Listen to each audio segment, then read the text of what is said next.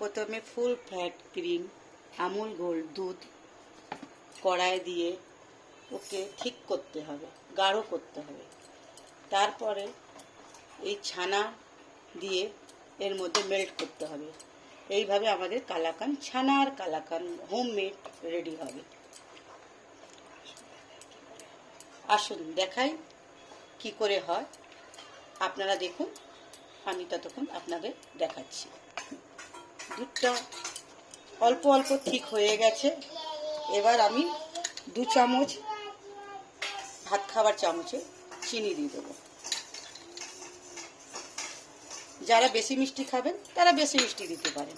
আমি অল্প মিষ্টি দিতে ভালোবাসি, আমাকে অল্প মিষ্টিই ভালো লাগে। এটা সুস্বাদ, ঘরের হোমমেড। সামনে রাখি বন্ধন আসছে, আপনারাও তৈরি করতে পারেন চট জলদি। ঘরে ফাটানো ছানা আমার দেখুন এটা ঠিক হয়ে গেছে। এবার এই ছানাটাকে এর মধ্যে মেল্ট করে দেবো।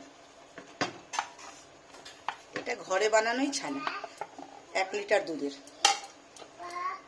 মেল্ট করছি, আস্তে আস্তে করে পাক হতে থাকবে, গাঢ় হয়ে যাবে, কাদা কাদা হবে। একটা প্লেটে দিয়ে একে ফ্রিজে 1 ঘন্টায় রেখে দেবেন, তারপরে খাবেন আপনারা। হয়ে গেছে। এবার আমি একটা বাটিতে এটাকে ঢেলে দেবো, তারপর 1 ঘন্টা পরে আপনাদের কেটে খেয়ে দেখাবো। বয়েলে ঢেলে দিলাম আস্তে করে। এটা এবার ঠান্ডা হওয়ার জন্য রেখে দেবো।